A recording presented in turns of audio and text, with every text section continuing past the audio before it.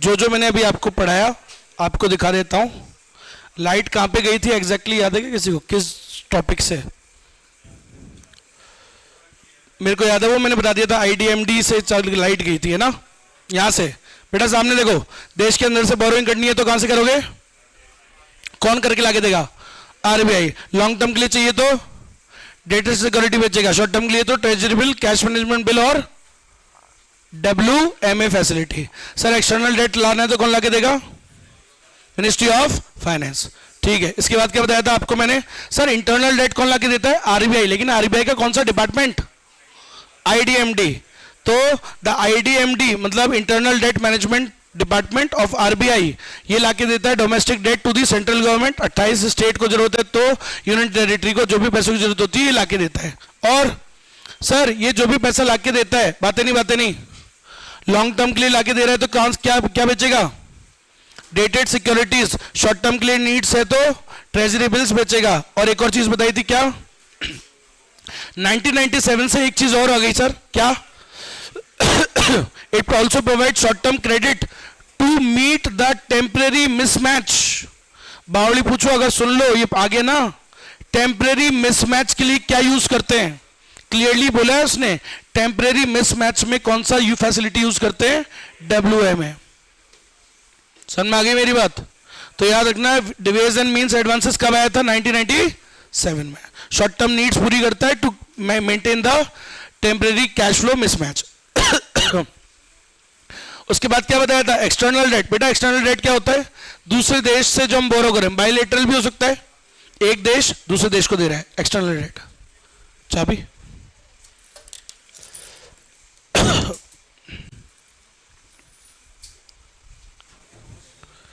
दे दे यार, दे दे। Thank you. हाँ भाई इधर देखो, तो एक्सटर्नल डेट मतलब एक देश दूसरे देश को दे रहा है, उसको बोलते हैं बायलैटरल डेट। मान लो यूएसए हमें इंडिया को दे रहा है, या मल्टीलेटरल लोन्स भी होते हैं। अभी जैसे श्रीलंका देश बुरी समय से गुजर रहा था, इंडिया ने, चाइना ने और एक दो नेपाल ने, कई इन्होंने मिलके उसको हेल्प करते, तो मल्टीलेटरल लोन भी होते हैं। अब सुनना, लाके कौन देता है? एक्सटर्नल डेट कौन लाके देता है बोलो? Ministry of finance. उसका कौन सा डिपार्टमेंट? उसमें भी तो डिपार्टमेंट होता होगा, डिपार्टमेंट ऑफ इकोनॉमिक अफेयर्स, डिया, department of economic affairs under the ministry of finance. वो लाके देता है एक्सटर्नल डेट। एक्सटर्नल डेट किससे लाके देगा? World bank, Asian developmental bank, ठीक है, मल्टीलेटरल जो एजेंसीज है वहां से, ठीक है। कैपिटल मार्केट से बोरो नहीं करते वहां के, अरे वहां के शेयर बाजार से थोड़ी बोरो करोगे। और सुनना, ऑल द एक्सटर्नल डेट का नेचर क्या होता है? Long term. और क्या कहा था? They are largely at a fixed interest rate. Floating rate नहीं होती। फ्लोटिंग मतलब रेट भी चेंज होती रहती है, लेकिन यहां पे रेट सेम रहती है। लेकिन रिस्क क्या होता है फॉरेन ये वाली डेट, एक्सटर्नल डेट का? अरे what is the risk associated with external date?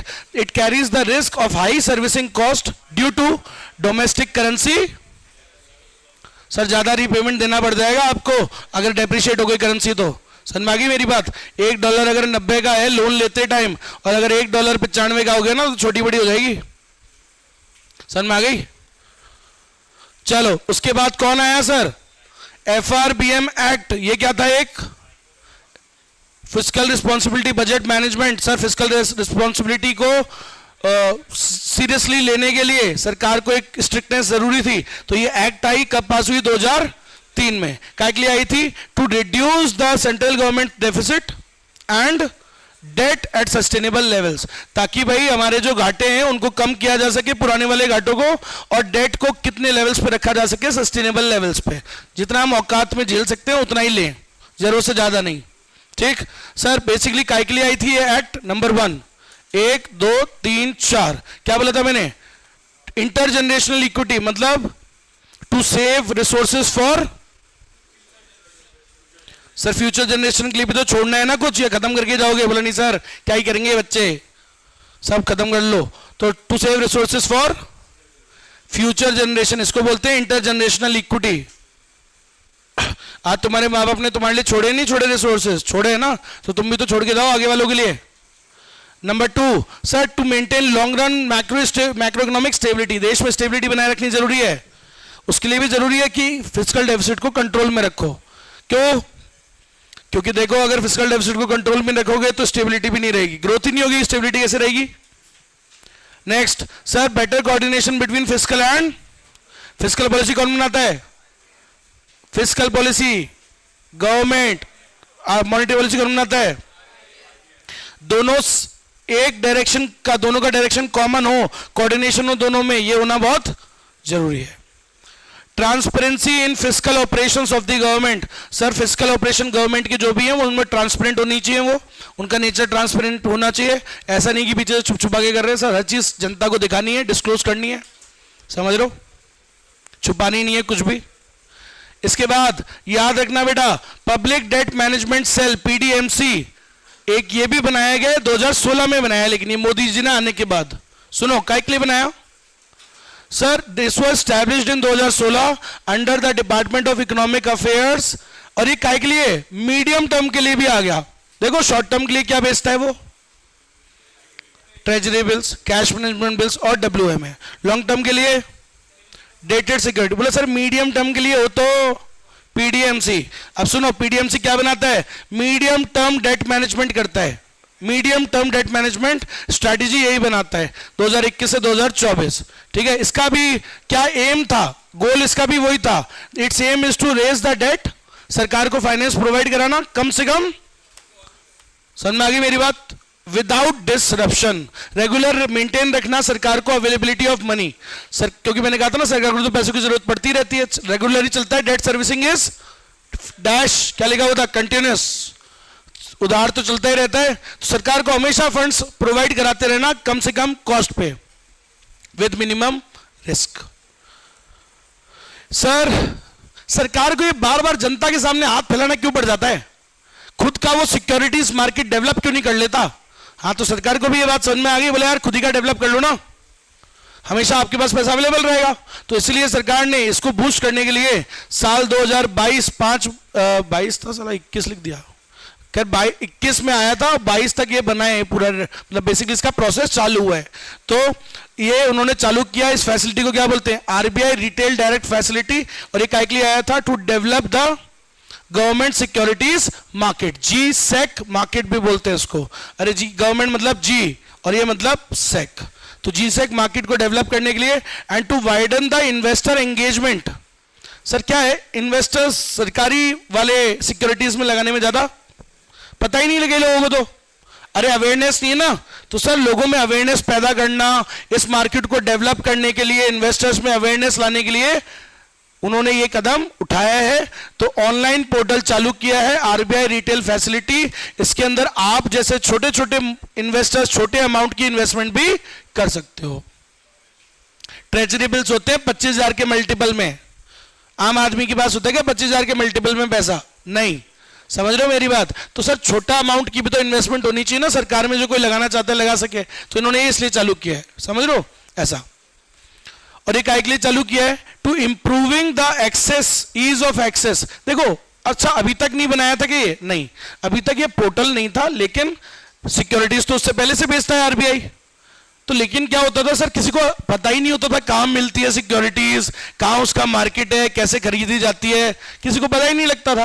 तो अब प्रॉपर एक क्या बनाया उन्होंने? एक सिस्टम, एक प्रॉपर फ्रेमवर्क बनाया है, एक पोर्टल बनाया है जिसको आरबीआई रिटेल डायरेक्ट फैसिलिटी बोलते हैं, और उसके अंदर वो इन्वेस्टर से जुड़ते हैं। इन्वेस्टर इतना इजी पोर्टल बनाया है कि हर इन्वेस्टर उससे जुड़ सके, समझ रहे हो, ऑनलाइन एक्सेस मिल जाए उसको, कहीं आने जाने की जरूरत नहीं है, ऑनलाइन सब कुछ सारे काम हो जाए।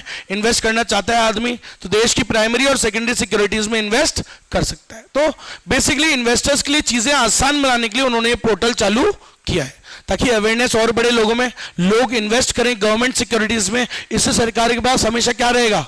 फंड्स, मांगने की जरूरत पड़ेगी नहीं। समझ में आया? तो नाम याद रखना, आरबीआई रिटेल डायरेक्ट फैसिलिटी। चलो सर ये थ्योरी हो गई खत्म। अब सुनना, सिर्फ डेफिनेशंस है, अच्छे से देखो सब लोग। सबसे पहले मैंने आपको बताया था कि बैलेंस बजट क्या होता है, बताओ बैलेंस बजट क्या होता है sir? When the total expenditures of the government is equal to the total receipts of the government, सही है। जब दोनों बराबर होते हैं, when the revenues are equal to the expenditures, सही है। ना तो सरप्लस है ना डेफिसिट है, बराबर है सर दोनों, सही है।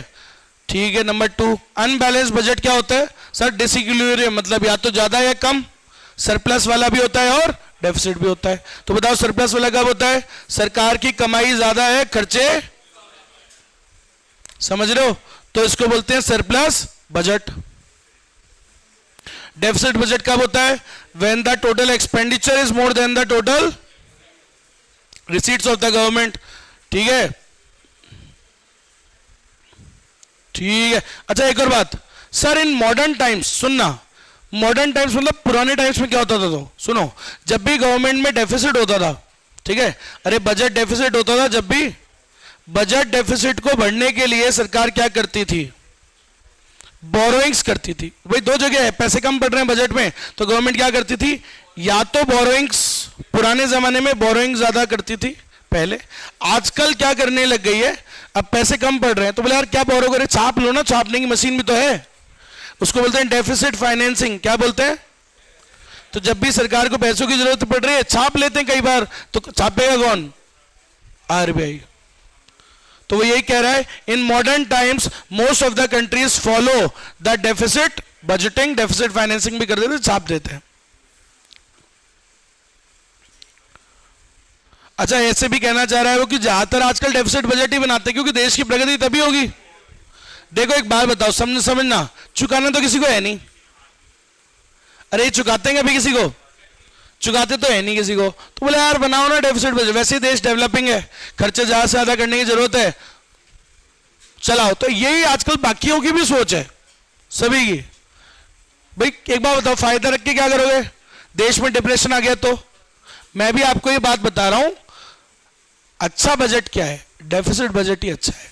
कारण लॉन्ग टर्म ग्रोथ होती है देश की, किस पे डिपेंडेंट होती है long term growth? Aggregate demand पे। एग्रीगेट डिमांड देश में कब ज्यादा होगी? जब टैक्स कम ले सरकार जनता से, खूब पैसा जनता के पास पैसा बचे, खूब खर्चा होए, खूब इन्वेस्टमेंट होए, तब होएगा ना। तो खुद की रेवेन्यू कम करे और खर्चे क्या करे? ज्यादा। एक्सपेंशनरी फिस्कल पॉलिसी बताई थी ना मैंने आपको, to reduce the taxes and increase the public expenditure. ये लॉन्ग टर्म सस्टेनेबिलिटी के लिए बढ़िया है हमारे देश के लिए, समझ में आया? चलो इधर देखो सर, अब यहां सुनना, in modern economics most of the countries follow deficit budgeting. अब ये लाइन सुनना, कैपिटल, इससे पहले आपको एक डायग्राम बता रहा हूं, सामने देखो बेटा, आज फिनिश करेंगे, सामने देखो, सामने देखो। कल मैंने एक वो बताया था, फॉर्मूले बताए थे, कुछ फॉर्मूले बताए थे, याद करो। अरे सरप्लस बजट और बैलेंस बजट पता है? डेफिसिट बजट का फॉर्मूला क्या होता है बताओ? अरे बजट डेफिसिट का फॉर्मूला क्या है? Total expenditure minus total receipts. सही बात है, यही होता है डेफिसिट बजट का। फिस्कल डेफिसिट नहीं बोल रहा हूं, नॉर्मल डेफिसिट। कैसे आता है सर? सारे खर्चे कौन से होते हैं? रेवेन्यू वाले खर्चे प्लस कैपिटल वाले खर्चे, सही है। फिर माइनस टोटल रिसिप्ट कौन सी होती है? रेवेन्यू वाली रिसिप्ट और सर है ना, कैपिटल में भी दोनों आ गई, वो सारी होती है। अब सुनो मेरी बात, सर इसको ऐसे लिख सकते हैं क्या? देखो इसको इसकी जगह मैं ऐसे खुला ही लिख सकता हूं, revenue expenditure plus capital expenditure minus revenue receipt minus, इधर ब्रैकेट लगा देता हूं, ठीक है। और ये क्या हो गया? Capital receipt. तो बेसिकली क्या हो गया? टोटल एक्सपेंडिचर माइनस टोटल कमाई। अब जब मैं ऐसा नहीं कर सकता कि एक बात बताओ, ऐसे कर सकता हूं सर, इस रेवेन्यू रिसिप्ट को यहां ले लूं, पहले तो ब्रैकेट ओपन कर लो, revenue expenditure plus capital expenditure minus revenue receipt minus capital receipt. Sir capital दोनों एक तरफ, रेवेन्यू दोनों एक तरफ, ऐसे कर सकता हूं? तो कर लो ना सर। रेवेन्यू एक्सपेंडिचर इधर रखो, रेवेन्यू रिसिप्ट यहां ले लो, तो रेवेन्यू एक्सपेंडिचर में से रेवेन्यू रिसिप्ट गई प्लस कैपिटल एक्सपेंडिचर में से कैपिटल रिसिप्ट गई, तो इससे रेवेन्यू का डेफिसिट आ जाएगा, इससे कैपिटल का डेफिसिट, और इन दोनों को जोड़ के क्या आ जाता है? Deficit, total deficit. अरे आया कि नहीं आया? ऐसे कर सकते हैं ना, मतलब कोई दिक्कत तो नहीं है। रेवेन्यू वाले कर लिए। याद करो अकाउंट्स के अंदर भी एक कॉन्सेप्ट होता था, मैचिंग कॉन्सेप्ट, पढ़ाया 11वीं क्लास के अंदर, chapter number 3 accounting principles and conventions and principles पढ़ाया होगा। उसके अंदर एक था मैचिंग प्रिंसिपल। क्या बोलता था वो? The expenditures, the current expenditures should match the current incomes. Current खर्चों को रेवेन्यू इनकम से मैच कराना चाहिए आपको, तो वैसे ही यहां कर रहा है वो। तो रेवेन्यू खर्चों को कहां से बढ़ना चाहिए? रेवेन्यू की रिसिप्ट से। कैपिटल के कैपिटल वाले खर्चों को कहां से भरो? कैपिटल के उससे। तो कैपिटल और रेवेन्यू अलग अलग आ जाएगा ना, ऐसे। तो ये भी एक चीज होती है, मतलब एक फॉर्मूला होता है बेटा। रेवेन्यू डेफिसिट का फॉर्मूला क्या होता है जरा बताओ तो? अगर रेवेन्यू डेफिसिट निकालने को बोले कैसे निकालोगे? Revenue expenditure minus revenue receipts. सही बात है, क्वेश्चन में गिवन होगा। कैपिटल डेफिसिट कैसे निकलेगा? Capital expenditure minus capital receipts. सही बात है। कैपिटल रिसिप्ट्स में क्या मत लेना, लेकिन क्या मत लेना? बोरोइंग मत लेना। अच्छा, असली वाला डेफिसिट किससे निकलता है, उसको क्या बोलते हैं बेटा? बातें नहीं, फिस्कल डेफिसिट बोलते हैं। कैसे निकालते हैं सर असली वाला डेफिसिट? अरे वही पहले वाला है, बस क्या नहीं लेना? बोरोइंग। तो total expenditure minus total receipts excluding, sir borrowing मत लो उसमें, बस बोरोइंग मतलब डेट रिसिप्ट्स मत लो। याद रखना ये बात, अभी क्वेश्चन करेंगे। अभी सामने देखो, ये हो गया। इसके बाद प्राइमरी डेफिसिट क्या होता है सर? सर असली में घाटा बताओ बिना ब्याज हटा, वो मतलब ब्याज को हटा के। तो बेसिकली कैसे आता है? अरे बोलो बेटा। बेटा सब फॉर्मूले लिखे हुए हैं बुक में, नोट्स में भी है। फिस्कल डेफिसिट माइनस, गलत, नेट इंटरेस्ट पेमेंट। लिखा हुआ तो ये है, लेकिन ज्यादातर ये नेट इंटरेस्ट पेमेंट देता नहीं है, वो डायरेक्टली इंटरेस्ट पेमेंट ही देता है। क्या अगर लेकिन दे दे तो नेट का मतलब क्या होता है? हमेशा दो चीज का डिफरेंस। तो ये क्या होता है? सुनना, सरकार लोन लेती है तो पे करती है, और लोन देती भी तो है तो मिलता भी तो होगा ब्याज। तो नेट इंटरेस्ट पेड कैसे आता है? पेमेंट मतलब पेड नहीं, पेमेंट बोलेंगे, पेमेंट। तो नेट इंटरेस्ट पेमेंट कैसे आता है sir? Interest to be paid minus interest received by the central government. Obviously उसी की ये बात चल रही है। समझ में आ गया? तो इसका डिफरेंस होता है। 99% ये नहीं दिया हुआ होता है, इसकी जगह डायरेक्टली ये दे देता है बस। वो मतलब अगला वाला क्या है, मान लो नील मान लिया उसने, तो डायरेक्टली इंटरेस्ट पेमेंट माइनस कर दो आप। तो अब ये चीजें सोच के अपन लग करते हैं कुछ न्यूमेरिकल्स। सामने देखना बेटा, उससे पहले ये थ्योरी भी है, ये रीड कर लो। कैपिटल रिसिप्ट्स क्या होती है बताई थी कि मैंने? पढ़ा चुका हूं। क्या होती है कैपिटल रिसिप्ट्स? सर ये वो पैसा होता है मोटा वाला, जो कहां से आ रहा है? या तो असेट बेची है गवर्नमेंट ने कुछ, या बोरो गया है। सही है। अच्छा, रेवेन्यू रिसिप्ट क्या होती है? ना तो असेट बेची है, neither reduces any asset nor creates any. Revenue खर्चे क्या होते हैं सर? नॉर्मल वाले खर्चे, इनसे कुछ क्रिएट नहीं हुआ, ना आपने कोई पेमेंट किया है। तो sir which neither creates any asset nor reduces any liability. ठीक है सर। बड़े खर्चे क्या होते हैं? ये बड़े होते हैं, या तो क्या हुआ है इसमें कुछ असेट बढ़ी है आपकी, गवर्नमेंट ने बढ़ाई, कुछ बनाया है, या कोई लाइबिलिटीज चुकाई है, पेमेंट किया है। समझ में आ गया? इसको रीड आउट कर लेना। इसके बाद सर बजट डेफिसिट या ओवरऑल डेफिसिट क्या होता है ये? अरे इसमें तो टोटल बताते हैं, फिस्कल वाला नहीं। सारी कमाई सारे खर्चे जोड़ते हैं, मतलब total expenditure minus total receipts, उसमें सब सारे ले लेते हैं। मतलब वो असली वाला सही डेफिसिट नहीं होता। असली डेफिसिट तो कौन सा होता है? बजट डेफिसिट सही डेफिसिट होता है या fiscal deficit? Fiscal deficit is the सही वाला डेफिसिट, क्योंकि उसमें तो हम बोरिंग भी जोड़ रहे हैं ना। अरे वो तो वही आता है, total expenditure minus total receipt, दोनों जोड़ते हैं इसमें तो, डेट नॉन डेट सब जोड़ते हैं। फिस्कल डेफिसिट क्या होता है? दिस इज द राइट वाला डेफिसिट। अच्छा, रेवेन्यू डेफिसिट क्या होता है? Excess of revenue expenditure over. Sir revenue expenditure में से क्या माइनस कर दो? रेवेन्यू रिसिप्ट क्या आ जाता है? रेवेन्यू का डेफिसिट। फिस्कल डेफिसिट क्या आता है? अरे वो बातें नहीं भाई, फिस्कल डेफिसिट क्या होता है सर? बताओ। Total expenditure minus total receipt, लेकिन एक्सक्लूडिंग बोरोइंग मत लो सर, उसके अलावा सब ले लो। समझ में आ गया? अब सुनना,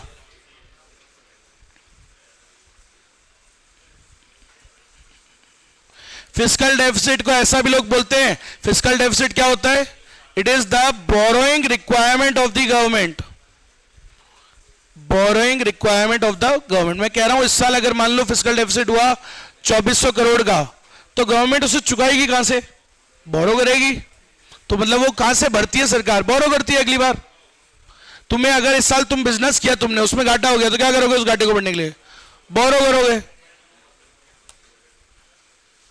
अब सुनना, लेकिन इसमें भी एक गेम है जो 12वीं क्लास में अनक्लियर रह जाता है बच्चों को। सुनना, कई बार क्वेश्चन में बोलता है फिस्कल डेफिसिट निकालो, तो बच्चे क्या करते हैं?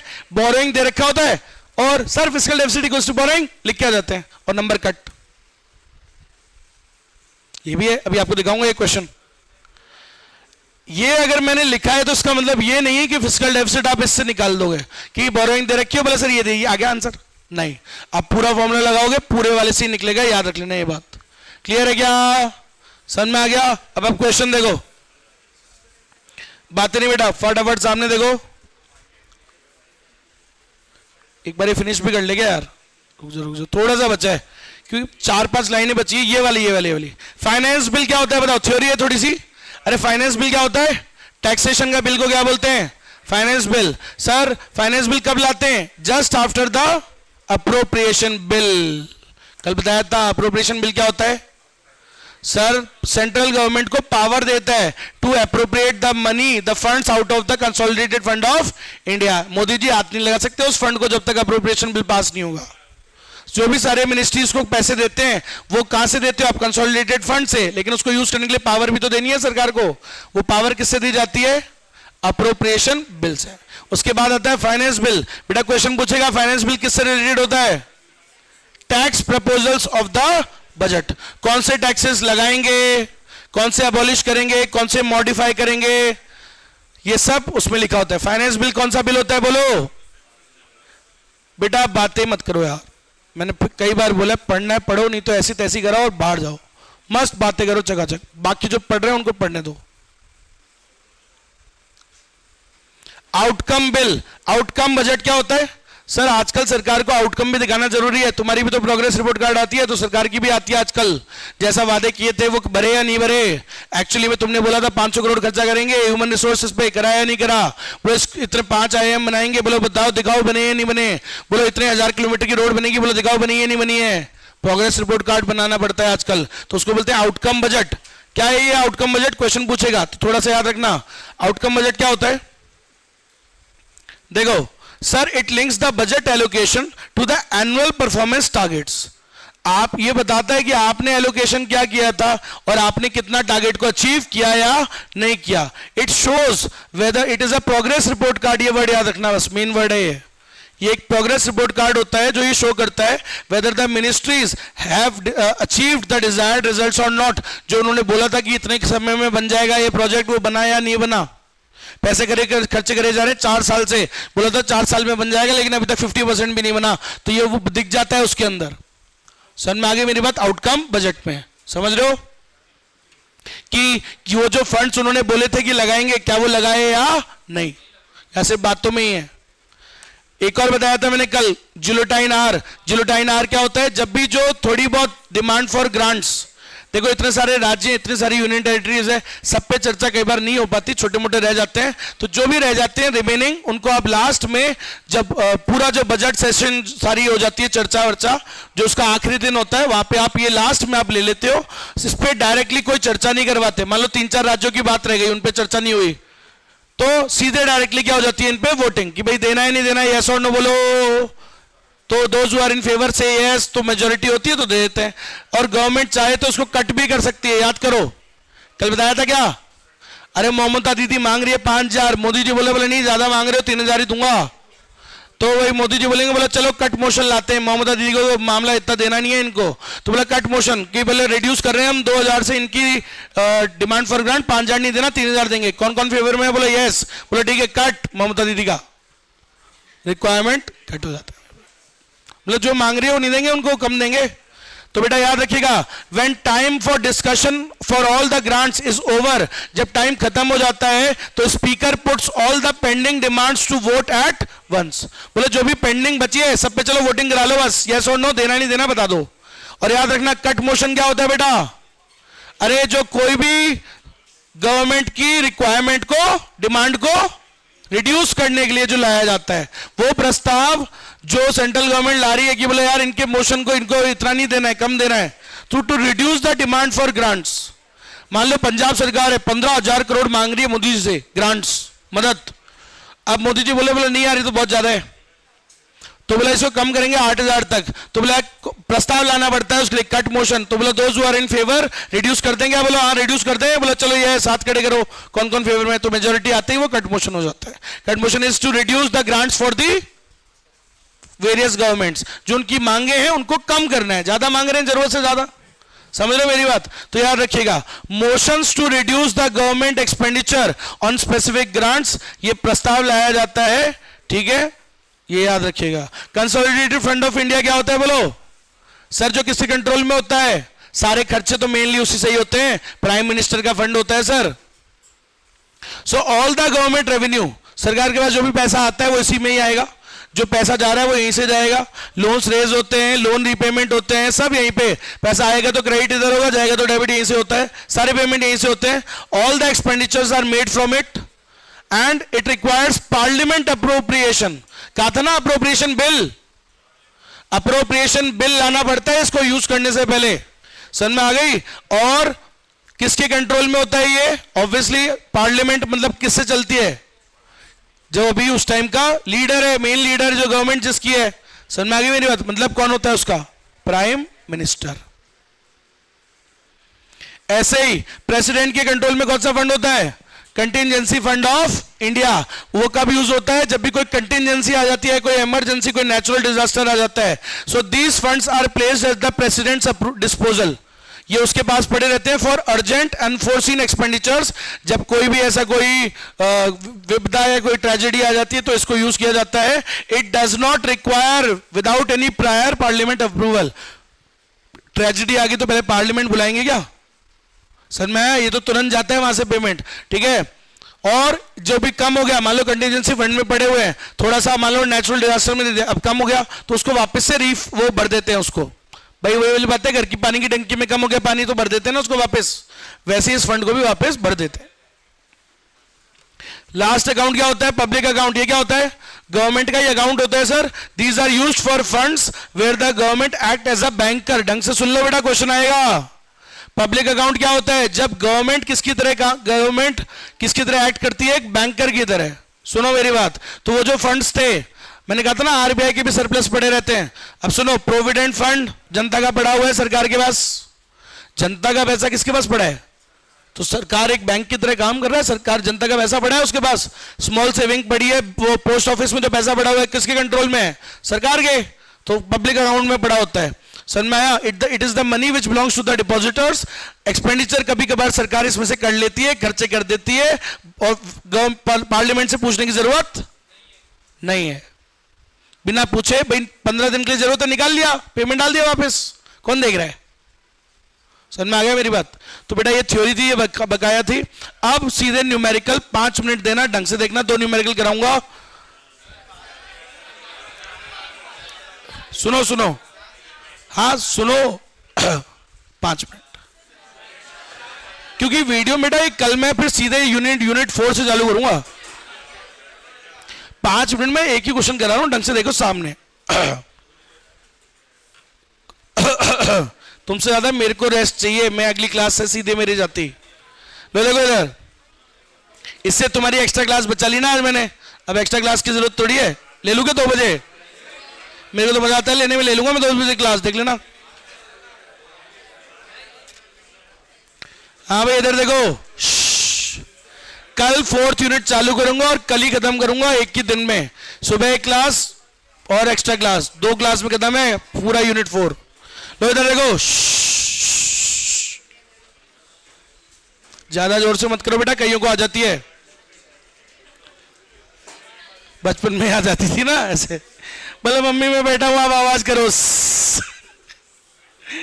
और देखो भैया, अरे इधर इधर इधर, अब 5 मिनट खुद ही लगा रहे हो, सामने देखो। एक क्वेश्चन करा रहा हूं, ढंग से देखना, ठीक है? क्योंकि कुछ एक आपका जो डाउट है ना 12th वाला, वो रह जाता है और अभी भी है। देखना अभी आप में से कोई ना कोई तो पूछेगा ही उठता हुआ। सुनो, और पूछना चाहिए क्योंकि वो डाउट तो सबका ही है। सुनो, the following hypothetical figures relate to country A. देखो भाई क्या दे रखा है, एक ये कंट्री ए है कोई, कंट्री ए का है, कुछ डेटा है, रेवेन्यू रिसिप्ट दे रखा है, कितना है बेटा 20,000, रेवेन्यू रिसिप्ट से 20,000। रिकवरी ऑफ लोन्स कहां पे आता है, ये कैपिटल रिसिप्ट, करेक्ट है। तो ये रेवेन्यू रिसिप्ट है, ये कैपिटल रिसिप्ट है, लेकिन कौन सी वाली, non debt, non debt receipt है ना भाई। अच्छा, उसके बाद क्या क्या दे रखा है, देखो आइटम पढ़ लो एक बार, हमेशा क्वेश्चन पहले पढ़ना। बोरोइंग्स दे रखी है, ठीक है, बोरोइंग किस में आता है, ये भी कैपिटल रिसिप्ट में आता है, लेकिन ये कौन सी है, डेट रिसिप्ट है ना, और किस में आती है, कैपिटल रिसिप्ट में आती है। अच्छा, अदर रिसिप्ट भी दे रखी है इसके अलावा कुछ और। एक्सपेंडिचर ऑन रेवेन्यू मतलब revenue expenditure, expenditure on capital मतलब कैपिटल एक्सपेंडिचर। और इंटरेस्ट पेमेंट है या नेट इंटरेस्ट पेमेंट है, सिर्फ इंटरेस्ट पेमेंट है, डायरेक्टली माइनस करेंगे 2,000 का ब्याज। अब सुनना, करोड़ों में है ये सब। अब क्वेश्चन देखो, first question, what is the revenue deficit. Revenue deficit कैसे आता है भाई, सर रेवेन्यू के खर्चे, देखो देखो देखो, सो रेवेन्यू डेफिसिट कैसे आता है, फॉर्मूला लिखो पहले। तो revenue deficit equals to revenue expenditure minus revenue receipt. Revenue expenditure कितना है 24,500, सही है। रेवेन्यू रिसिप्ट कितनी थी, पिछले पेज पे 20,000 दे रखी थी, तो बताओ कितने का हुआ रेवेन्यू डेफिसिट, है क्या ऑप्शन, ये रहा। अब सुनना, अरे बातें नहीं। अगला question, sir fiscal deficit, sir आसान है, बोरोइंग ही तो होता है। सन में आ गई ना ये बात, ध्यान रखना, इतना आसानी होता तो फिर सब कर लेते। अब सुनो इधर, तो ये fiscal deficit equals to borrowing मत कर देना, ऑप्शन में ही नहीं है। वो भला आदमी है जो उसने नहीं डाला, मैं होता ना पेपर बनाने वाला, मैं डालता इसमें, क्योंकि और गलत करते बच्चे उसको डायरेक्टली, इसलिए नहीं डाला। उसने तो आपको हेल्प कर दी, उसने डाला ही नहीं। अब सुनो कैसे आएगा, अरे बातें नहीं हो, सब लोग देख लो इधर, कैसे आएगा सर, क्या फॉर्मूला है बताओ फिस्कल डेफिसिट का, total expenditure minus total receipts excluding. अब सुनो, इसको ओपन अप कर दो थोड़ा सा चाहो तो। टोटल एक्सपेंडिचर कैसे आता है सर, बासर यहां डायरेक्टली थोड़ी दिया हुआ है, निकालना पड़ेगा कैसे, revenue plus capital minus total receipt कैसे दे रखी है, revenue receipt plus capital receipt, और बोरोइंग नहीं लेना है, ठीक है। रेवेन्यू एक्सपेंडिचर कितना था, चेक करो ऊपर था ना 24,500, कैपिटल कितना था 26,000, तो बेटा 24,500 प्लस 26,000 कितना हो गया टोटल खर्चे 50,500, माइनस कमाई को माइनस करो, रिसिप्ट कितनी है, रेवेन्यू रिसिप्ट कितनी थी 20,000, कैपिटल रिसिप्ट पता है किसको कितनी थी, खोलो आगे। सर ये तो लेना नहीं है ना, लेना है क्या, ये तो लेना है, ली दो क्या, बिल्कुल ही, बोरोइंग नहीं लेना, ये तो लेना है, रिकवरी ऑफ लोन है, ये तो लोन दिए थे वापस ले लिए, ये तो लोगे ना, असेट कम हुई है गवर्नमेंट की, तो 1,500 लोगे, प्लस 15,000 लेना है क्या, नहीं, अदर रिसिप्ट्स लेनी है, यस, तो कितना हो गया 1,500 और 5,000 कितना होता है 1,500 और 5,000, ये दोनों जोड़ोगे कितना हो गया भैया, कितना हो गया 22 और ये 26,500, 26,500 में 24,000 आंसर। अब किसी को इच्छा हो रही हो बोले सर वो हमको तो सिखाया था स्कूल में fiscal deficit equals to borrowings होता है, बोरोइंग्स तो 15,000 दे रखा है, आपको तो गलत आ रहा है। तो बेटा वो लीड थे जिन्होंने पढ़ाया था, उन्होंने बताया नहीं कि वो जो बोरोइंग्स बताया जाता है वो क्या होता है। आप वो 15,000 देख के कंपेयर कर रहे हो ना, 15,000 तो पिछली बार का डेफिसिट हुआ होगा, पिछली बार पिछले साल का डेफिसिट जो उन्होंने भरा होगा, तो वो बोरो से भरा होगा। इस साल जो 24 हुआ है वो इस साल भरेंगे, आगे बात समझ में ये होता है। अब सुनो इधर, तो फिस्कल डेफिसिट 15 नहीं है, कितना है 24। अच्छा प्राइमरी डेफिसिट क्या होता है सर, सर असली वाला डेफिसिट जो बिना ब्याज का, बिना ब्याज हटा के बताओ कितना हुआ, सर 24,000 तो ब्याज लगा के है ना, तो प्राइमरी डेफिसिट बताओ कैसे आता है, fiscal deficit minus interest payment, interest obligations minus कर दो, नेट इंटरेस्ट होता है, लेकिन ठीक है कोई बात नहीं, इंटरेस्ट दे रखा है तो इंटरेस्ट वाला माइनस करते हैं। इसको एक और वर्ड से बुलाते हैं, इंटरेस्ट पेमेंट की जगह एक वर्ड और आ जाता है, बताओ, मैं तो बता ही दूंगा, तुम बताओ, 12वीं में पढ़ा हुआ है ना ये तो, इंटरेस्ट पेमेंट का एक और वर्ड बताया तो होगा 12th में, ऐसी बात नहीं है बताया नहीं हो। डेट सर्विस पेमेंट्स, कोई बात नहीं, आप बाबा से नहीं पढ़े ना तो ये गलती कर दी, पढ़ लेते तो पता होता आज आपको कि इंटरेस्ट को क्या बोलते हैं, डेट सर्विस पेमेंट भी बोलते हैं, फिक्स्ड इंटरेस्ट चार्जेस भी बोलते हैं। तो याद रखो। अरे फिस्कल डेफिसिट कितना हुआ बताओ, अरे कितना हुआ फिस्कल डेफिसिट? 24,000 था फिस्कल डेफिसिट, लेकिन सर इसमें तो ब्याज जुड़ा हुआ है ना, कितना ब्याज कितना था मेरे को क्या पता, देखना पड़ेगा। ऊपर 2,000, तो सर इसमें से 2,000 माइनस को देखो लाल रंग से करेंगे, कितना आया प्राइमरी डेफिसिट? 22,000। समझ में आया सभी को? इसके बाद में भी एक क्वेश्चन है, वो आप कर लेना, एक की दो ही क्वेश्चन है क्योंकि सारे मैं करा दूंगा, तुम क्या करोगे? चैप्टर खत्म, यूनिट खत्म, कल पढ़ेंगे यूनिट नंबर 4।